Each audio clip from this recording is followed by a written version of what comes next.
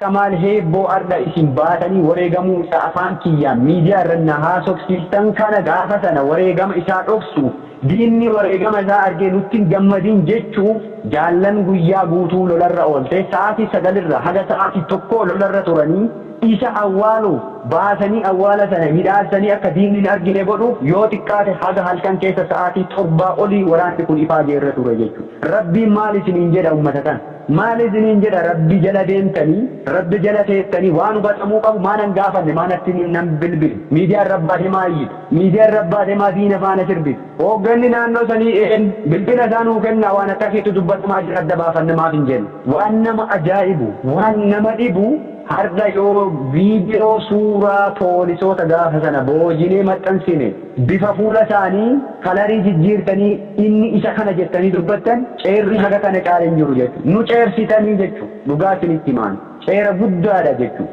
Mataa gadi nu qabdan hamilee nu cabsitanii jechuudha. Gaafa suurri viidiyoo diinaa dhufee kalariin jijjiirame inni kana jedhamu akka ajandaa diinni bocee maan hubanne.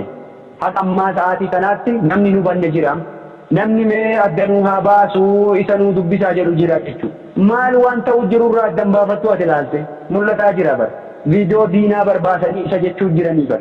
Jaala wareegama isaa baasnee awwaalnee bakka itti goonee biraa deemnee reeffi isaa galee dalloo maalii jira jechuu jiranii bar. Galee maatii isaa bira jira jechuu jiranii bar. Wareegamni isaa achi galeera jedhamu jira bar. Viidiyoo yeroo harka isaa duubatti hidhanii rasaasaan nama jahatu rasaasaan rachane jedhamu faatu dubbatamaa ture bar. Maan baasne ree viidiyoo sana warri sun? Maaf hin baasne viidiyoo sana? Kijiba haga kanaattu deemu jira bar. Kijiba haga kanaa jiru eenyutu nu gaafata? Eenyutu bilbilee nu gaafata? Aishaa Goobanaa kaleessa bo'aa turte. Jeneraal Aishaan boohaa turte jechuudha. Jaalli sun imimmaan isiin boohaa turte sun namatti hin dhagahamne jechuudha. Namni hin beekne jechuudha. Jaalli sun karaa keessaatiin nama nu gaafatee erga nurraa hubate keessaa nama tokko. Namoonni gameeyyiin jajjaboon akka isii jira jechuudha. Warri karaa keessaatiin nurraa hubatee gaafas nu gadda akkanaatti nu jira jennee hubachiifanne jira. Ummanni kun ummata keenya otoo wanna qabatamaa hagasii argitu otoo haala akkasitti diinni deemaa jiruun akka ajandaa diinni bocee otoo argitu wanni isin taatan mataanu cabse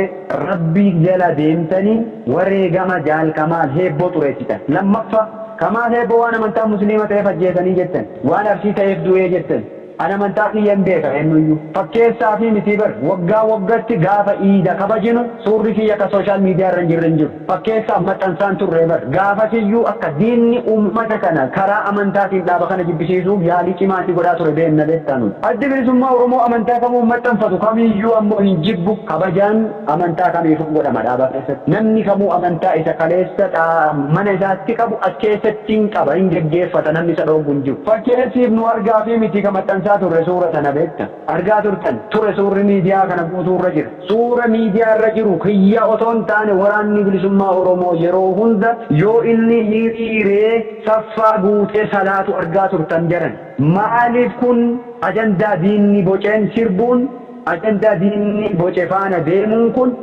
haga yoomiitiif ta'a haga yoomii akkasitti deema haga yoomii shakkii qabsoo dirree keessatti haga yoomii shakkii dirree keessaa kanaan ummanni kun mataa wal dhukkubsaa oola bira darbeenu dirree jiruuf jireenya keenya dhiisnee rakkoo keessa jirru dhiphisuun haga yoomiitiin gaafii guddaa jechuudha. Haga yoomii akkasiin akkasi dhiphattan haga yoomii isin akkasiin nu dhiphistan an hin beeku. Waan Kamaal Hebboo irratti rabbiin olaane rabbiin guddaan irraa isin gaafataa jechuudha. Warri hadda reeffa isaa boqonnaa dhoowwitanii nu'uu inni irraa kufee qaanu baname madaa keenya tuttuxxanii boqonnaa nu dhoowwitan rabbiin tokkichi gatii keessan isinii kaffala jechuudha. Gatii keessan ammallee rabbi isinii hin dhabinii jechuudha. Gatii Kamaal Hebboo irratti isin taphattan reeffa Kamaal Hebboo isin irra dhiichiftanii diina irraa dhiichisiisuu jirtan kun rabbiin tokkocha ta'e gatii kana isinii hin dhabu jechuudha. Gatii kana isinii hin dhabinaan waan biraan jedhu jechuudha. Wanni addaa wanni isinii dhiheessee isin itti amantan hin jiraatin yoo barbaade Kamaal Hebboo lolarra wareegame lolee wareegame na biraa wareegame hoggana isaatiin dirree sanaan jiraachuu miti otoo dirree biraa jiraadhee otoo bakka biraa battala biraa jiraadhee otoo godina biraa keessa jiraadhee godina lolli sun itti ta'eyyuu jiraachuu baadhee wanna Kamaal keessa jiru guyyaaf daqiiqaan quba qaba jechuudha. Warri adda miidiyaa kanarra bahee iyyaa jiru akka wadala harree baroodu jiru kun warra Kamaal eessa akka jiru waraanni bilisummaa Oromoo eessa akka jiruu fi maalirra akka inni jiru maal keessa akka inni oolu hin beeknetu iyyaa jira jechuudha. warra eessa jirraa keenya quban qabnetu iyyaa jira jechuudha. Warri eessa akka jirru quba qabu akkasi boo'u jira miidiyaa bobba'ee. Warri maal keessa akka nu jirru quba qabu boo'aa jira. Maal uffatanii bulan maal nyaatanii bulan warri jedhu kan imimmaan boo'u jiru sana beekta. Inni adda achirraa baroodu jiru kun ayyaallaallattu warra karaa sirbantu akkasitti iyyuu jira ammallee boo'aa jiran warri waan nu keessa jirru quba qaban. Akkam goonee isin amansiifnam wareegama kamaalii dhaqee baasaa ree isinii boolla isa baasee isinii fida ummata kana abbaa faana isaanii rakkisuu fi miree rakkisaa ka argattanam sirbaa diina waliin waan biraan jiru diina gammachiisanii diinni nurra gammade wanni fidu ammoo hin jiru diin waan nurra argatu tokkolleen hin jiru wanni nu laafsisulleen hin jiru wanni nu hubadhu deebisulleen hin jiru olola yoo taate ololaaf bakka hin qabnu ololli kaleessa ture ardhas hin jira olola bakka nama kennu miti ololli warra duuba deebisuu miti waraana bilisummaa Oromoo ammoo. Kanaaf warri ta'e jettanii itti yaaddanii sirbaa turtan gatii keessan rabbi isin hin dhabin akka jalqaba jedhe sana jechuudha. Warri ta'e jettanii reeffa isaa gumaa isaa gara balleessu wareegama jaalaa ajjeefame jedhaa sirbaa turtan sun gatii keessan rabbi biraan dhabina. Warri ammoo otoon hubanne otoon beekin warruma mootummaan ergee sirbu faana sirbaa turtan jarana rabbi sodaadha. Rabbii isin uume rabbii tokkocha salaattaniif sana sodaadha. Jaalli shaahideedha kukuffisee kufe guyyaa sana. Baasnee harka kennaan bakka sunii awwaalanne. Iddoo keenne sanatti quufuu dadhabnee eega achii deemne lammaffaayyu achi deebinee baafannee awwaalanne. Adda abbaa faati kenna firoottan kenna deeggartoonni kenna onneen gubatu bora awwaala isaanii arguu danda'a yoo nu duuneyyuu. Dhalootaaf himnee dabarre dhaloota qabsiifnee mallattootti goonee bira darbinee jira. Godaannisa uummanni keenya qabaaf akkas godhu jira. Kadirree irratti waraabessi nyaate meeqatu jira jaallan keenya kabaafannee awwaalannee dhiisi. Wareegamni hin jennu barnuti gaafa diinni wareegama keenya alarratti hin arginu. Wareegama lammaffaa nu kaffalchiisan jalqabaan jedhu wareegama akkasitti nu dhoffannee akka nun argineef awwaalanne isa nu dubbistanii jechuudha. Kanaaf gama Ustaaz Kamaal Heebboo jaal Kamaaliitiin rabbi Jannatul Firdoos isaaf haa hiruu waan jedhu waan biraa hin qabu. Kamaal dirree kanarraa waa hirbise dirree kana qaaha itti bane jaallan kana cufa irraa gaaddisatu irraa ka'e jechuudha. Gaaddisatu irraa mulqame. Kamaal jechuun gaaddisa waraana kanaati, gorsa waraana kanaati, abbaa naamusa waraana kanaati. Namni kun naamusa isaarraa waa hedduu barata waraanni kun. Jaallan bar waraana wareegameef hin boohani himimmaan boohaa fi turree bar kaaddaati xurumbaa afuuftuu miti qilleensa kanarra baate bakka jirru iyyuu kan beenu. Kanaafi warri irra deebi'ee ammallee warri shiira kan kalaqxanii ta'ema jettanii waraana kana diiguuf yaalii akkasii gootan gatii keessan rabbi isin haa kaffalu. Warri ammoo tolaan burjaajaa turtan haalli jiru kana fakkaata. Gama biraatiin waraana bilisummaa Oromoo bifa kanaan cabsina jedhee warri sirbaa jirtaniif sirbuufasii achillee jirtan wallaahi wabillaahi rabbitti isinii kakadhe waraana kana daqiiqaaf sekendiif duuba deebisu sadarkaa inni irra jirurra duuba deebisuu miti maayikiroo sekendiif sochoosuun akka hin danda'amne cimsitanii beekuu hubachuu qabduu isiniin jedha.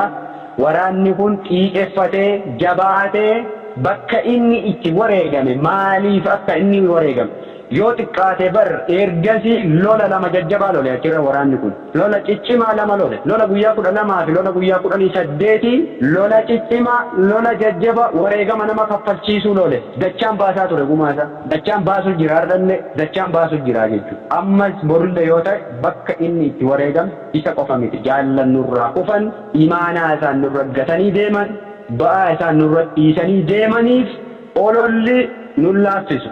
An akka jaalsa baay'ifit kibba bahaa dhaladhee kibbuma bahaatti ammoo wareegama qulqulluu ittiin shakkanii sabaayif qorachuun na haa laaffisu haamilee na haa tuqu malee imaanaan jaallan narra dhiisan akka haamilee ani hin cabne na godha jechuudha. Na jabeessaa jechuudha. Deebi'ee uf komaadhaan iyyuu gaafa aaree uummata kanaaf maaf qabsaahan jedhu iyyuu imaanaa jaallan narra dhiisan sun akkam jedhee uf ilaala jechuudha. Bocni bocame kun ka uummata qulqulluu irraa maddee osoo hin taane ka warra mootummaan daabboo kenneefii erguu jiru ta'uu ufitti himaa jechuudha deebi'ee. Aaree ka'ee wanna ta'e kana deebi'ee ufitti himee uf jabeessa. Ammas hin jajjabaanna kanarra cimnee argamna gumaa jaallan keenyaa dachaan baafna kibba baha Oromiyaa maqaa kaleessaa sana itti goona maqaa kaleessa sana itti deebisna jechuudha. Akka kaleessa sanatti dhaabbatee jabaatee waraanni kun lolee argitu. Yoo xiqqaatee baasii 8-9 asii cibraa 3 horate waraanni kun.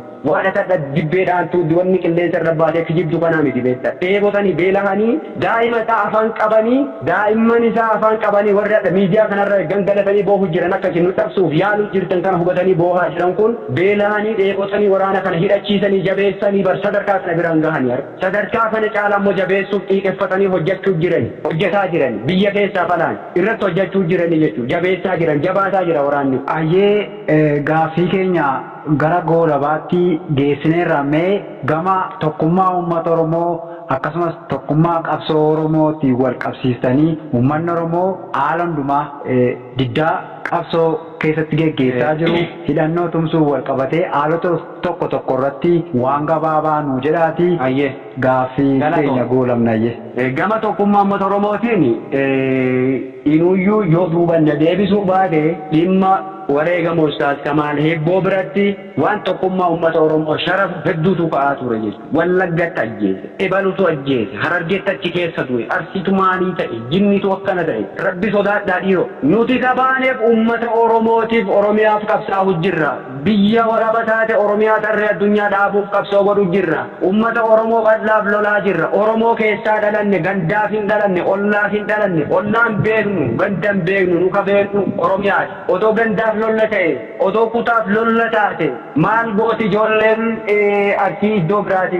Maal gooti ijoolleen Shawaa ijoolleen giddu galeessa Arsii irra maaf loltee wareegamte? Ijoolleen Arsii maaliif Wallagga irra loltee wareegamte? Ijoolleen Harargee maaliif Boorana irra loltee wareegamte? Ijoolleen Gujii maaliif Arsii irra loltee wareegamte? Maaf wareegamu jiru? Jaallan godina biraa loltee kibba baa kana keessa wareegamaan turre lola gaafa 2021 keessa jaallan dirree irratti wareegamne gaafa lola kaambii eeban ubboo lafa jedhamte.